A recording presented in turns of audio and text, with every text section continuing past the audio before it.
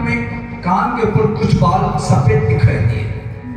महाराज दशरथ सोचते हैं ये बाल मुझे उपदेश दे रहे हैं, अब तुम वृद्ध हो गए हो, कब तक राज सिंहासन बैठे रहोगे? राम को राजा बना करके ये राज्य कार्य से निवृत्त हो जाओ। महाराज दशरथ सोचते हैं मेरी सभी इच्छाएं पूरी हो गई, पुत्र नहीं थे, चार पुत्र हो गए और चारों का विवाह भी हो गया। अब तो बस मेरी एक इच्छा बाकी है, इन आंखों से मैं राम का राज्याभिषेक देख सकूं। महाराज दशरथ ने अपनी इच्छा सभी मंत्रियों को सुनाई और सभी की अनुमति लेकर के राम जी के राज्याभिषेक की तैयारियां करने की आज्ञा दे दी। गुरु वशिष्ठ जी ने श्री राम को समाचार सुनाया, राम कल तुम्हारा राज्याभिषेक किया जाएगा। सुनकर के श्री राम कहने लगे, गुरु जी हम चारों भाई एक साथ जन्मे, एक साथ विद्या अध्ययन किया, यहां तक हमारा विवाह भी एक साथ हुआ, जन्म से लेकर विवाह तक सब काम एक साथ हुए। राजा मुझे अकेले को क्यों? हम चारों भाई राजा बने, हम चारों भाइयों का राज्याभिषेक होना चाहिए। गुरु वशिष्ठ समझाते, राम राजा तो एक ही को बनाया जाता है, जो सबसे ज्येष्ठ पुत्र होता है उसी को राजा बनाया जाता है। ये समाचार जब लक्ष्मण सुना, लक्ष्मण जी बड़े आनंद मग्न हो गए। लक्ष्मण जी मन मन सोचते हैं, कल भैया राम जब राज सिंहासन बैठेंगे तो मैं चावल लेकर के उनकी सेवा करूंगा। इस समाचार से पूरे नगर में आनंद की लहर दौड़ गई। लेकिन देवताओं को दुख हुआ। देवता सोचते हैं यदि प्रभु श्री राम कल राजा बन गए तो रावण जैसे दुष्टों का संहार कौन करेगा? अतः देवताओं ने विघ्नेश्वरी देवी का आह्वान किया और विघ्नेश्वरी देवी से कह रहे, अयोध्या में जाकर कुछ ऐसी स्थिति पैदा करो कल प्रभु श्री राम का राज्याभिषेक ना हो पाए। विघ्नेश्वरी देवी सोच लगी तो उसे मंत्रा की याद आई। विघ्नेश्वरी देवी ने मंत्रा में प्रवेश किया। उसे मंत्रा नगर की शोभा निहार रही थी, लोगों से पूछ रही थी, आज नगर को इस प्रकार क्यों सजाया जा रहा है? लोगों ने कहा, तुझे मालूम नहीं क्या कल राम जी का राज्याभिषेक होने वाला है, इसे नगर को आज इस प्रकार सजाया जा रहा है। देखिए ये मंत्रा उबड़ी थी, वो ये केके के साथ में दहेज में आई थी, केके के साथ, और अयोध्या वाले इसको कुबड़ी कुबड़ी कहके चिढ़ाते थे। मंत्रा मन ही मन सोचती थी, ये कुबड़ी कहकर मुझे चिढ़ाते हैं, मौका आने दो इन सब अयोध्या वालों को इसका वजह बताऊंगा। मौका कब आया? जब ये सुना कि राम जी का राज्याभिषेक होने वाला है। मंत्रा बोली, अब दो, अब अयोध्या वासियों को बताऊंगी, मुझे कुबड़ी कहते थे ना, अब बताऊंगी मैं। मंत्रा केके के पास में आई और इससे चरित्र का प्रारंभ करके रोने लगे। केके पूछती, मंत्रा क्या बात है, क्यों रो रही है तू? क्या तुझे लक्ष्मण ने कुछ कह दिया? और राम जी के प्रति केके का अति स्नेह था। राम जी से सबसे ज्यादा प्रेम करती थी केकई। केके के बराबर कोई प्रेम नहीं करता था। इसलिए पूछते, मेरा राम तो कुशल से है ना, मेरे राम को तो कुछ नहीं हुआ ना? मंत्रा कहती, राम तो आनंद में ही है, राम को क्या होने वाला है, उनका राज्याभिषेक हो रहा है, वो तो आनंद में है। जब केके ने समाचार सुना कि राम का राज्याभिषेक होने वाला है, केके बड़ी पसंद हो गई। अपना मोजू हाथ उतार के मंत्रा को दे रही, मंत्रा तुमने आज बड़ा खुशी का समाचार सुना है, ये मोजू हाथ। मंत्रा सोचे मामले में गड़बड़ हो गया, लेकिन मंत्रा भी कहा हार मारने वाली। मंत्रा कह देगी, इस समाचार से इतना आनंदित होने की आवश्यकता नहीं है, तुम्हें मालूम नहीं है राम के राज्याभिषेक की योजना 15 दिन से चल रही है। तो तुम्हें आज तक बताया नहीं महाराज दशरथ ने? तुम तो बड़े आराम से सो रही हो। भरत को तो ननिहाल भेज दिया, मामा के यहाँ भेज दिया, और पीछे राम का राज्याभिषेक कर रहे हैं। तुम्हें कुछ मालूम है नहीं, तुम बड़े आराम से सो रही हो।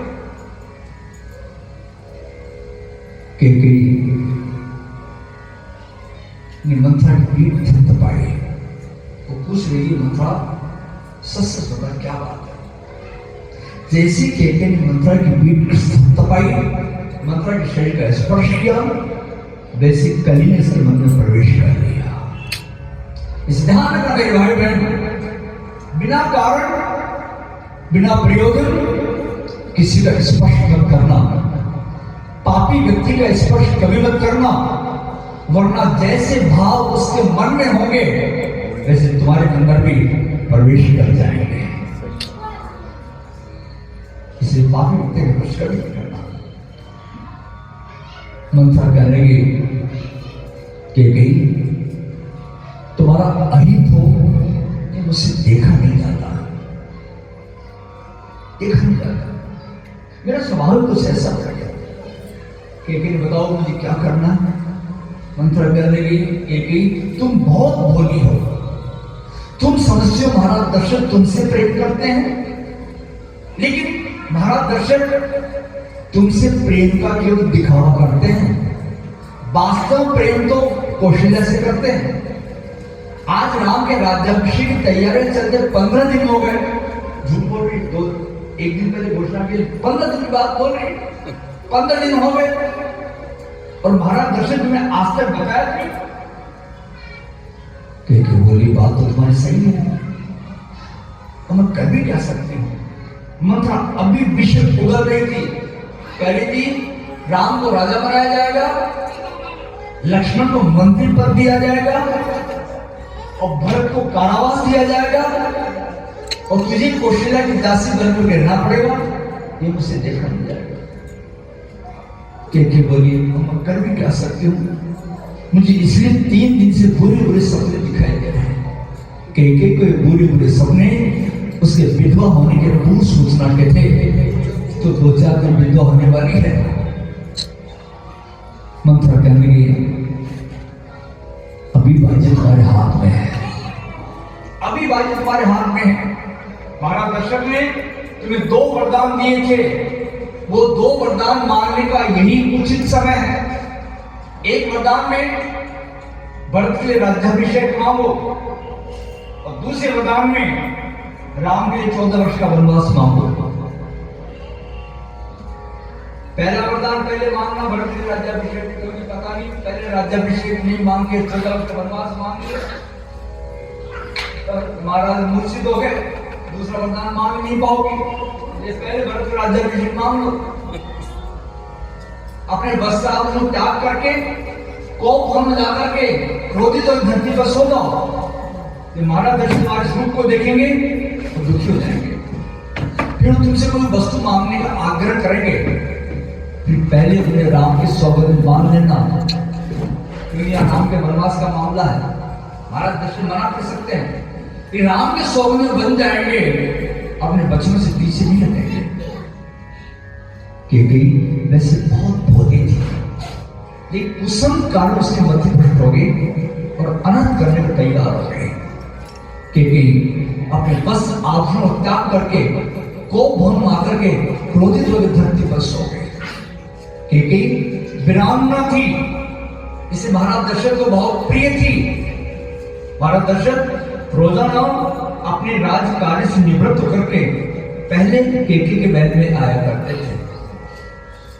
आज केके महल में नहीं मिली महाराज दशरथ, तो सेवकों से मालूम हुआ केके महारानी तो कोप भवन में है। महाराज दशरथ कोप भवन का नाम सुनते पांव नीचे जमीन खिसक गई। बड़े मुश्किल से कोप भवन में आए, केके के पास में बैठे और केके से स्पर्श करके कहने लगे केके आज क्या बात है, तुम इतनी नाराज क्यों हो रही हो, किसने तुम्हें क्या कह दिया, मुझे बताओ। केके कहने लगे मुझे मत छूना, दूर रही मुझसे। महाराज दर्शन करने की केकी, मैं तुम्हारे लिए बड़ी खुशी का समाचार निकट के आया हूं। महाराज दशरथ और केके जो एकांत में हुआ करते थे, तो केके ने कई बार महाराज दशरथ से कहा था, महाराज आप व्रत हो गए हो, राम को राजा माना करके इस राज्यकाल से निवृत्त हो जाओ। तो महाराज दशरथ सोचते हैं केके को मैं समाचार सुनाऊंगा, केके प्रसन्न हो जाएगी। केके तुमने मुझे कई बार कहा है, आज मैं तुम्हारी बात मान ली। केके क्रोध शांत नहीं हुआ। महाराज दशरथ कहने केके, मैं आज बहुत प्रसन्न हूं, आज तुम जो मांगो सो मांगो, आज जो मांगोगी वही मैं तुम्हें दूंगा। केके कहने की मांगो मांगो मांगो मांगो, कई बार कह चुकी, आज से दिया तो कुछ नहीं। तो क्या हुआ? अरे पहले अभी तो वो 2 वरदान पहले देते वही मिल जाए तो उनके लिए समझे। महाराज अच्छा ये बात है, मांगो 2 नहीं 4 मांगो, नहीं 2 में हम 2 ही दे दो, अब तो 4 की बात नहीं, 2 दे दो, 2 ही मिल जाए तो बहुत बड़ी बात है। मांगो के लिए क्या मांगना चाहती हूँ?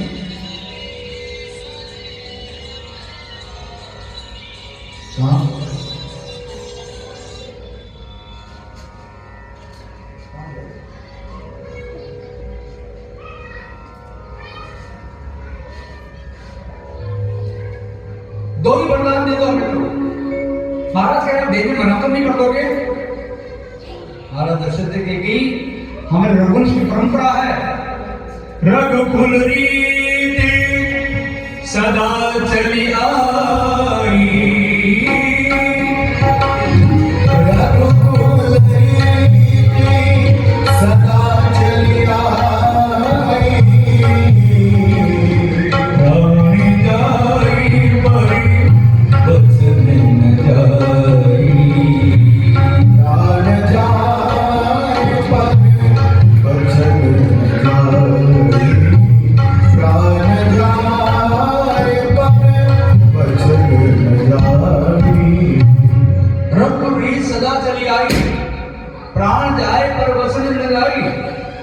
हमारा रघुवंशी परंपरा है, हम रघुवंशी एक बार को वचन दे देते हैं, चाहे हमारे प्राण चले जाए हम अपने वचन से पीछे नहीं हटते हैं। मांगो तो क्या मांगना है? केके ने प्रथम वरदान मांगा। महाराज प्रथम वरदान में मेरे भक्त का राज्याभिषेक होना चाहिए। दशरथ जी कहते हैं केके, हमारे लिए राम में भरत में कोई अंतर नहीं है, तेरी ये इच्छा है भरत का राज्याभिषेक कर देंगे। दूसरा वरदान मांगो।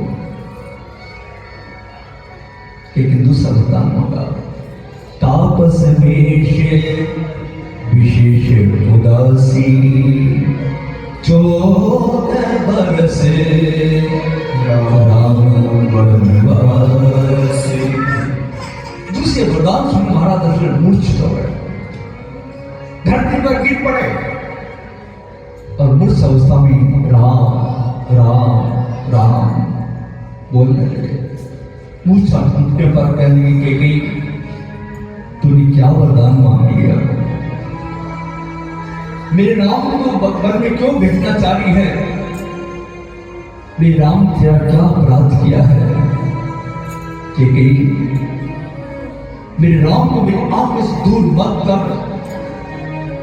राम के बिना मेरे जीना संभव नहीं होगा। कि मैं तुझे सच कहता हूं, शायद जल के बिना मछली रह सकती है, सर्प मणि के बिना रह सकता है, लेकिन दशरथ राम के बिना जी नहीं पाएगा। राम के वन गमन के साथ साथ मेरे प्राण पखे उड़ जाएंगे। क्योंकि हम भरत का राज्याभिषेक करने को तैयार हैं। मेरे राम को तो अयोध्या में रहने दे। महाराज दशरथ मूर्छित होकर गिर पड़े। केके कहने की, महाराज जब आप यहां आए थे तब तक कितने प्रसन्न थे, और भरत के लिए ने राज्य मांग लिया, आप आंसू बहाने लगे। क्यों? क्या मुझे आप बाजार से खरीद के लाए हो? मां की रानी नहीं हूं, एक राजा की राजकुमारी हूं, एक राजा की महारानी हूं। आपने सोचा था मैं चने समय में मांगूंगी आपसे? राजकुमारी और महारानी होके एक राज्य से ज्यादा, राज्य से कम क्या मांगूंगी मैं? आप देने में क्यों कतरा रहे हैं? आपने वचन पालन करने क्यों कतरा रहे हैं? और दर्शक के गई, हम भरत को राजा बनाने के लिए तैयार हैं, कब मना कर रहे हैं? ये मेरे राम को तो अयोध्या में रहने दे। मेरे राम ने तेरा क्या अपराध किया है?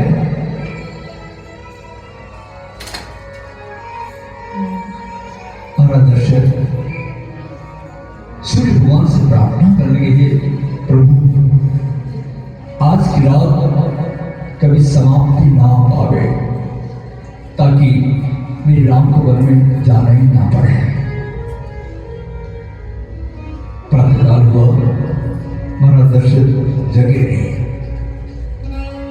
मन से सुमंत आए, उन्होंने देखा हमारा दर्शन के नल मूछ पड़े हैं। दूसरे महाराज क्या हो गया? कि कहने के मुझे कुछ नहीं मालूम क्या हो गया। रात भर राम राम कर रहे थे, जाकर के उसी से पूछ लो उनको क्या हो गया। मंत्र सुमंत श्री राम से कहा, पिताजी आपको याद कर रहे हैं। श्री राम के महल गए और पूछ रही मां, पिताजी क्या हो गया? इन्होंने मुझे 2 वरदान दिए थे, मैंने 2 वरदान मांगी, इसकी दशा हुई। मां क्या मांगा आपने वरदान? बेटा प्रथम वरदान मैंने भरत राज्याभिषेक मांगा। इसमें श्री राम बड़े प्रसन्न हो गए, मां को बाहों में भर लिया। मां आपने बहुत अच्छा किया, मैं स्वयं चाहता था मेरे भरत का राज्याभिषेक होना चाहिए। मां आपने दूसरा वरदान क्या मांगा? बेटा दूसरे वरदान में मैं तुम्हारे लिए 14 वर्ष का वनवास मांगा। उसको सुनकर मूर्छित हो गए। श्री राम और प्रसन्न हो कहने के, मां आप तो मां कौशल्या से ज्यादा उससे प्रेम करती हूं। मां मुझे ऋषि मुनियों का सत्संग मिले, ऋषि मुनियों का दर्शन मिले, इसे आप मुझे वन में भेज रही हो। मां मुझे बड़ी प्रसन्नता हो रही है, मेरे भरत राजा बनेगा। राम जी की आवाज सुनते हमारा दर्शक की मूर्छा जाग गई और राम जी को बाहों में भर लिया और कहने की, बेटा राम तू मुझे छोड़ के कहीं मत जाना। श्री राम कहने के, पिताजी आपको धर्म की ज्ञाता है, आपको कौन समझा सकता, क्या समझा सकता है? 14 वर्ष तो शीघ्र ही बीत जाएंगे और फिर आपका दर्शन करने के मैं आऊंगा। आपके आशीर्वाद से वन में मेरा कल्याण होगा।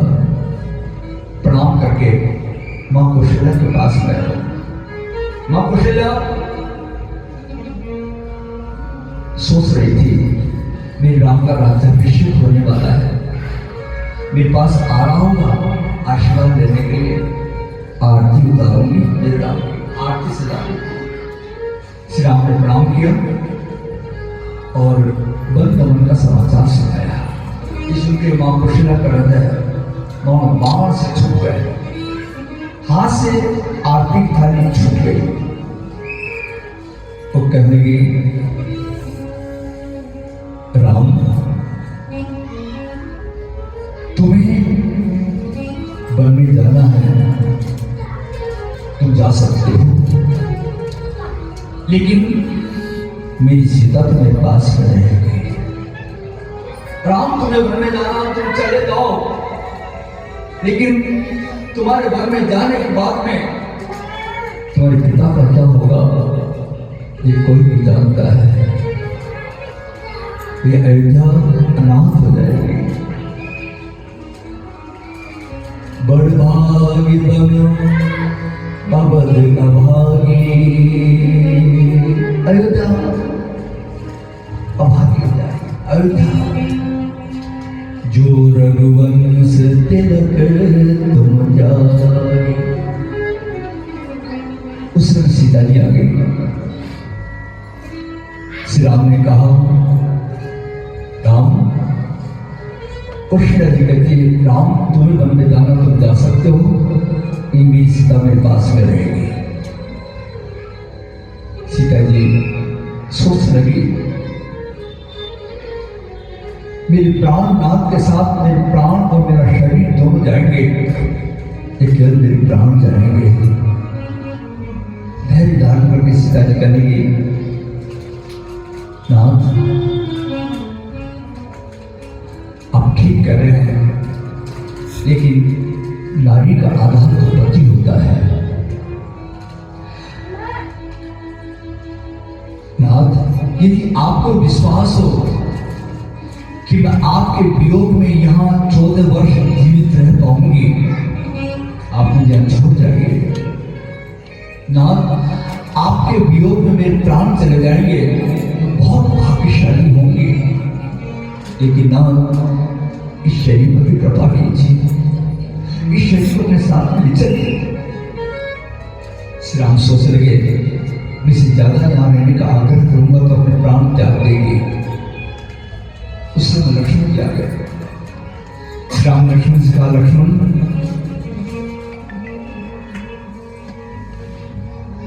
भरत यहाँ अयोध्या नहीं है, मैं वन में जा रहा हूँ, पिताजी का स्वास्थ्य ठीक नहीं है, तुम ध्यान रखना, माता पिता की अच्छी तरह सेवा करना। लक्ष्मण जी कहने के भैया मेरी माता पिता तो आप हैं, आप मेरा त्याग कर देंगे मैं यहाँ कैसे रह पाऊंगा। भैया आप कह रहे हैं मुझे लक्ष्मण तुम माता पिता कहते हो तो पुत्र का कर्तव्य है पिता की आज्ञा का पालन करना। आप मुझे आज्ञा देंगे लक्ष्मण मेरी आज्ञा तुम यहाँ अयोध्या में रहो, भैया मैं आपकी आज्ञा का पालन करूंगा। कि भैया एक बात मैं आपको सत्य कह देता हूं, आप जब वन में जाएंगे आपको छोड़ने के लिए मैं सरयू जी के किनारे पे चलूंगा। जब आप सरयू जी पार कर जाएंगे तो सरयू में कूद करके अपने प्राण त्याग दूंगा। श्री राम सोच रहे लक्ष्मण मेरे बिना रह नहीं पाएगा, ठीक है लक्ष्मण तुम्हें अपने साथ में ले चलूंगा, जाओ मां की आज्ञा ले आओ। लक्ष्मण जी मां पूर्णिमा की आज्ञा लेकर के आए। राम लक्ष्मण सीता महाराज दशरथ के पास आए, कहेंगे पिताजी आप हमें आज्ञा दीजिए वन में जाने के लिए। कहेंगे राम तुम्हारे पिता से हम कुछ नहीं बोल पाएंगे, मेरी आज्ञा ही पिता की आज्ञा है। और राम लक्ष्मण सीता गलगल वस्त्र धारण करके वन की ओर जाने लगे। महाराज दशरथ मूर्छा से जाके उन्हें राम वन का समाचार मिला।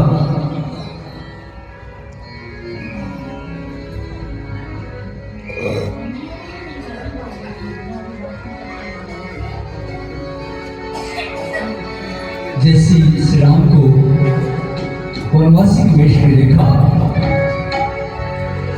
आंखों से आंसू निकल पड़े। तब सी का वेश धर